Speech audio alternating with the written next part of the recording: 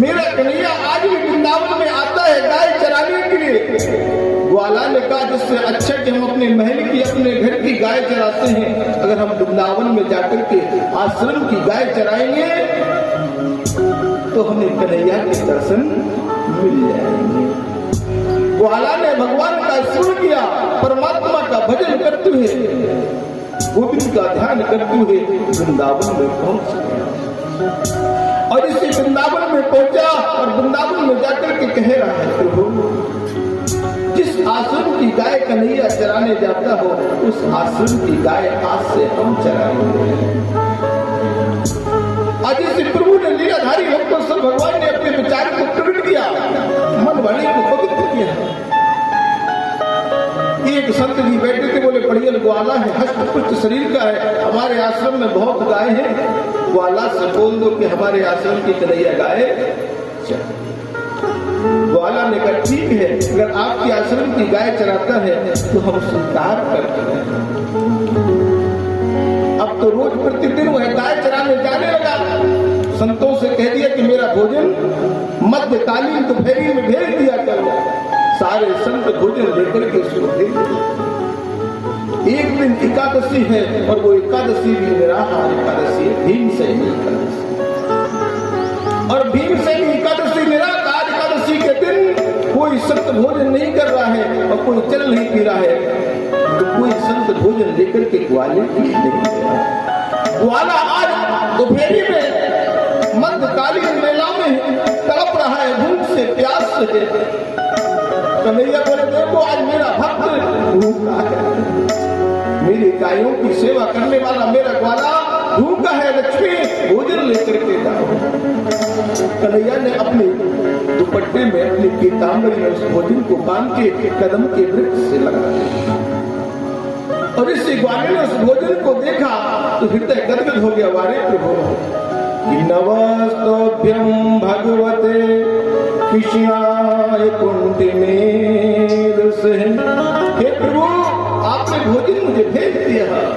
और जैसी भगवान की उस पीतांबरी को देखकर कहने लगा, मुझे रूखी ही रोटी की नींद मिले, इन चरणों को आना न जाना पड़े। प्रभु इन चरणों को आना न, मुझे वो रूखी रोटी की नींद मिले, इन चरणों को आना। ग्वाला शाम को लौटा, आकर के मांडवी के पास पहुंचा। मांडवी आज मेरी भोजन लेकर के कोई नहीं गया, क्यों, क्या कारण? मांडवी बोले आज एकादशी है, निराहार, और निराहार एकादशी में संत भोजन नहीं करते। एकादशी का भाग बहुत श्रेष्ठ है। जब ऐसा कहा, ग्वाला बोला मेरे लिए स्वयं भगवान भोजन लेकर के गए। क्या महंत जी चल बसे और सब ही चेना आर, जो मेरे लिए भोजन लेकर गए सभी चेला शिष्य तुम्हारे कहाँ गए, जो मुझे स्वयं कन्हैया भोजन लेकर गया। देखो एक पीतांबरी और इस कन्हैया का दुपट्टा दिखाया। महांतरी बोले आज से तुम गाय नहीं चराओगे, आज से तुम इस आश्रम के पहरेदार बन। उस ग्वाले को आज पहरेदार बना दिया। ग्वाला आज पहरेदार बना है, शरद पूर्णिमा है, जैसी आधी रात्रि हुई। भगवान की ततेव बलदेवे संयुक्त, जैसी आधी रात्रि हुई और आधी रात्रि में कन्हैया जाने लगे। ग्वाला बोला रुक जाओ, ठहर जाओ, कहाँ जा रहे हो? ग्वाला सचि भगवान ने, ग्वाला हमारे लिए ब्रज की गोपियां बंसी बट सेवा कुंज के पास महाराज के लिए मेरा इंतजार कर रहे हैं, मुझे महाराज लीला में जाना है। ग्वाला बोला नहीं कन्हैया नहीं जाओगे, क्यों वहां जुड़े ब्रज के लोग लोगाई, काऊ से कन्हाई तुम झगड़ कर। वहां जुड़े ब्रज के लोग लुगाई, काऊ से कन्हाई तुम झगड़ कर। या तो मुझे साथ में लो नाथ, मैं प्रातः काल दास को कारागार में पठाऊंगी। हे कन्हैया, वहां ब्रज की सारी गोपियां जुड़ी हैं, तो किसी भी गोपी से अगर झगड़ा हो गया तो आप नहीं आ पाओगे। और यहाँ अगर मैं आपके साथ नहीं गया, मैं आपका पहरेदार हूं, तो प्रातः कालीन जब आपकी मूर्ति नहीं मिलेगी तो महान हमें कारागार में भेज देंगे। इसलिए मुझे साथ में ले चलो नाथ, मुझे साथ में ले चलो। ग्वाली ने जब ऐसा कहा, भगवान ग्वाली के कंधे पर बैठ गए। वो जीव आत्मा इतनी प्रसन्न होगी जिसके कंधे पर स्वयं साक्षात त्रिलोकी के भुवन के पति लक्ष्मीपति श्रीपति नारायण स्वयं विराजमान। वो ग्वाला कितना प्रसन्न हुआ, और ग्वाला प्रसन्न होकर के कन्हैया को लेकर के सेवा भाव से पहुंच गया जहां महाराज लीला हो रही। भगवान अंदर गए, भगवान नृत्य कर रहे हैं, और इधर ग्वाला दरवाजे पर पहरेदार बना है। इधर मैया पार्वती तैयार हो रही है, मेरी मैया काली तैयार हो रही है भगवान का महाराज लीला देखने के लिए। भोलेनाथ बोले, कहाँ जाती हो तुम रोज? हमने देखा रोज श्रृंगार किया और चल देती हो। बोले मैं जा रही हूँ कन्हैया की महाराज लीला देखने के लिए। भोलेनाथ बोले, हम भी तो महाराज लीला में चलेंगे। अकेले नहीं जाओगी, हम भी महाराज लीला में चलेंगे। अगर तुम अकेले जा रहे हो तो नहीं जाने देंगे। अब बताओ, स्त्री में और पुरुष में अंतर। भोलेनाथ सतयुग के, इनको साड़ी पहनाई गई, एक ने कई साड़ी जोड़ दी। अब जो जटा है उनको समेट दिया। भोलेनाथ तो स्वयं में कर्पूर गौरव करुणावतारम है, इन्हें पॉन्स पाउडर की जरूरत देखती बोल रहा है। अब तो भोलेनाथ तैयार हो रहे हैं, मैया बहुत मना रही है, नहीं मान रहे हैं। बड़ा सुंदर भाव है। क्या भाव है?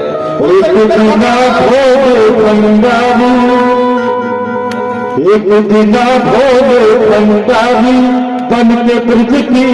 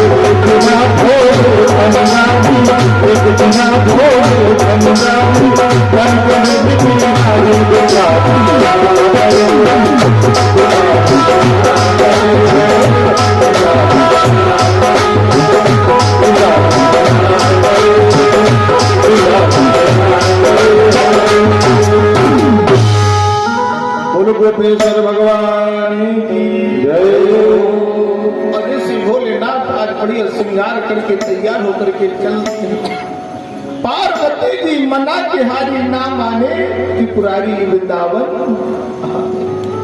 भोलेनाथ के श्रृंगार को देख के पार्वती जी कह रही क्या कर रहे हो, इतनी जल्दी जल्दी चलोगे तो फिर समझ में आ जाए। मैया आगे हो गई, भोलेनाथ पीछे, और जैसी पहुंचे और पहुंच करके तुरंत देखा लीलाधारी ने क्या सुंदर लीला। ग्वाला बोला रुक जाओ। ग्वाला बोला ये सारी जितनी बहुएं हैं, जितनी ब्रज की गोपियां हैं, ये सब 5 और 6 फुट की है, ये 27 फुट की बहू कहां से आ गई। भोलेनाथ तो विकराल रूप में रहते हैं, अब कितना भी तुम श्रृंगार कर लो स्त्री पुरुष में थोड़ा बहुत तो भेद रहते ही है। ग्वाला बोला ये बहू अंदर नहीं जाएगी। पार्वती जी कह रही रुक तो जाओ, हम जब कह रहे नई बहू आई है, पहली बार आई है, उसको बोलना नहीं आता है, गूंगी है। भोलेनाथ को गुस्सा भी आ रहे कि हमें गूंगी बता रहे, बताओ हम डमरू बजाने वाले ननाद यक्षाम, हमारे साथ में नटराज खुद स्वरूप धारण किए हुए हैं, और पार्वती जी कह रही है बोलते नहीं है।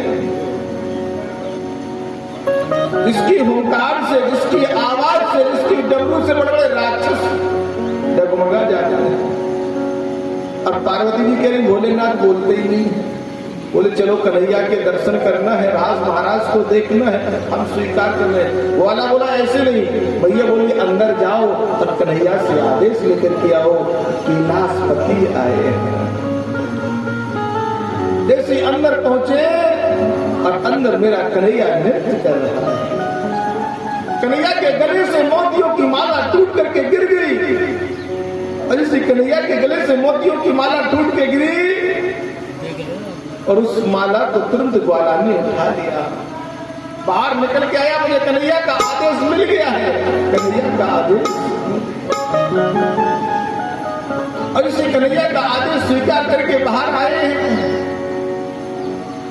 बोले अंदर जाइए। भोलेनाथ जैसे अंदर पहुंचे और ऊपर से तो साड़ी पहने, अंदर बागंबर है, नृत्य करने लगे। वो कन्हैया की छवि, वो मनमोहन की छवि अद्भुत है, उस गोविंद की छवि अद्भुत है। इस कन्हैया की छवि को देख करके भोलेनाथ प्रसन्न हो गए और भोलेनाथ मगन हो गए। भोलेनाथ ने अपनी लीला को दिखा दिया।